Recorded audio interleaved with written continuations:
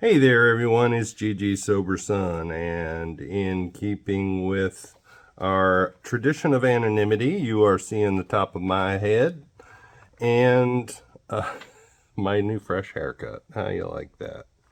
Anyway, I am reading today from the 24-hour day book, February 3rd, AA Thought for the Day.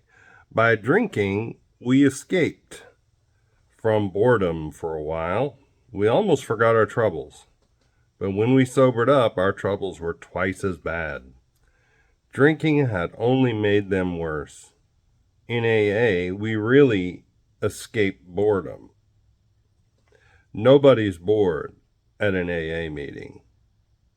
We stick around after it's all over and we hate to leave. Drinking gave us a temporary feeling of importance. When we're drinking, we kid ourselves into thinking we are somebody. We tell tall stories to build ourselves up. In AA, we don't want that kind of self-importance. We have really real self-respect and honesty and humility. Have I found something much better and more satisfying than drinking? Well, and this was one guy's opinion, by the way. This is not AA gospel in this book. Um, I wouldn't agree with all that was written there. That's written there. But what it brings to mind for me is I think I heard a talk from Paul O., who wrote the chapter on acceptance and that great passage that is often read sometimes at the end of meetings about acceptance.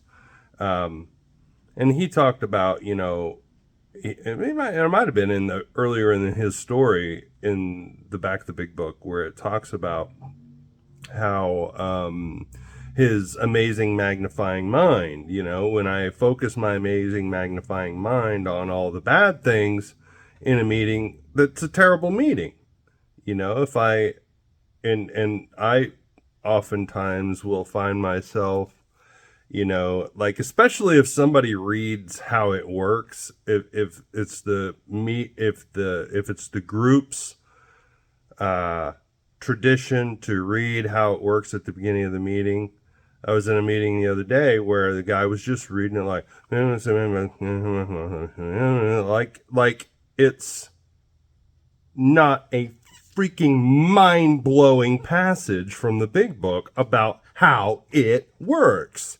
You know what I mean? And it was like he was reading it like it was something to get through so we can get to the actual meeting, and it's real easy to just sort of drift off and do other things and not really reflect on what's being read, especially if it's being read in monotone. So again, I'll be sitting there sometimes and kind of bored or whatever, and suddenly I'll realize, hey, we are beating the odds. Everybody in this room is beating the odds by, choosing to get sober. As an alcoholic, choosing to be in the rooms of Alcoholics Anonymous, we're beating the odds. So we're miracles, every freaking one of us. And so that really changes my perspective a lot of times in the middle of a meeting. So, meditation for the day. I believe that my faith and God's power can accomplish anything in human relationships. There is no limit to what these two things can do in this field. Only believe and anything can happen. St. Paul said, I can do all things through him who strengtheneth me. All walls that divide you from other human beings can fall by your faith in God's power. These are the two essentials. Everyone can be moved by these. Now, that can be misunderstood. Like, if you have enough faith, somebody else will change, right? To accept you back into their life or something like that, in terms of human relationships. That's not always the case. And, I'm starting to come to terms with the fact that my ex-girlfriend of a year and I aren't going to get back together again, as much as, anyway. And it doesn't mean there wasn't value in that relationship, but I can't sort of, have faith that God's power will change her to where she'll want to be with me again.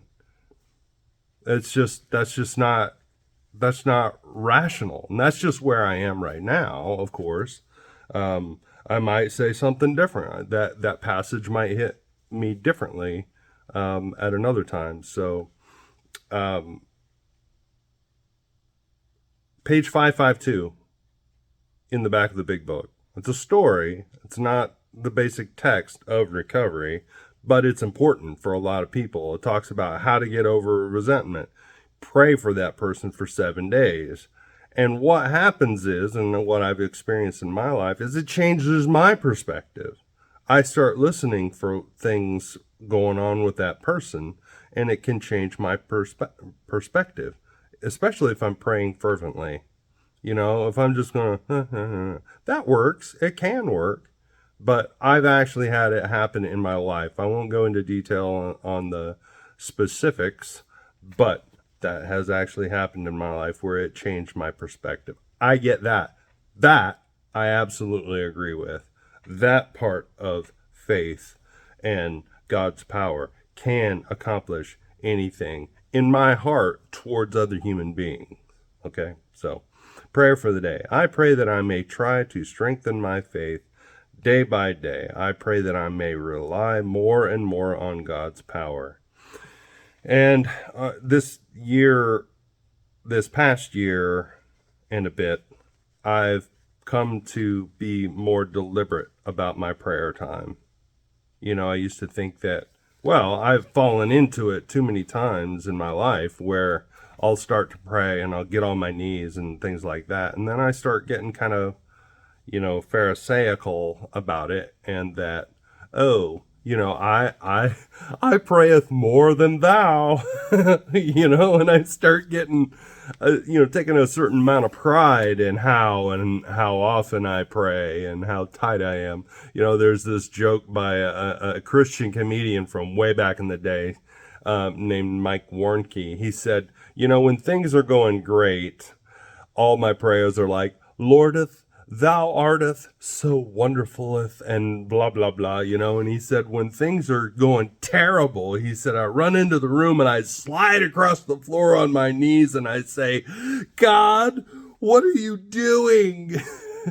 And he said, I often hear back, not meeth, youeth.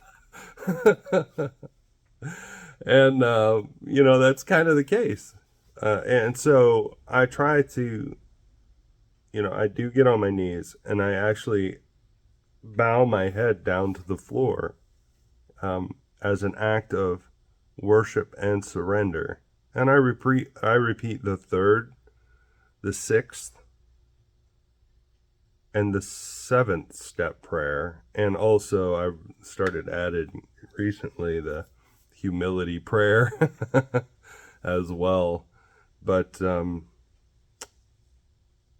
I may add the 11th step prayer, what I consider the 11th step prayer. God, grant me knowledge of your will for me and the power to carry it out today. And that's something I can pray throughout the day as well as thy will, not mine, be done. This is a great spot prayer. The serenity prayer is said at every meeting, kind of thing, at the beginning of every meeting. So I will keep coming back, and I love y'all.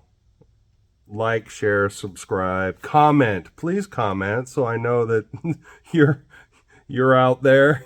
Like and comment at least, whether you share or subscribe or not. I'm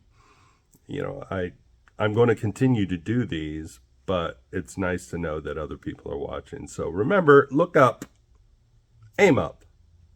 rise up. Talk soon.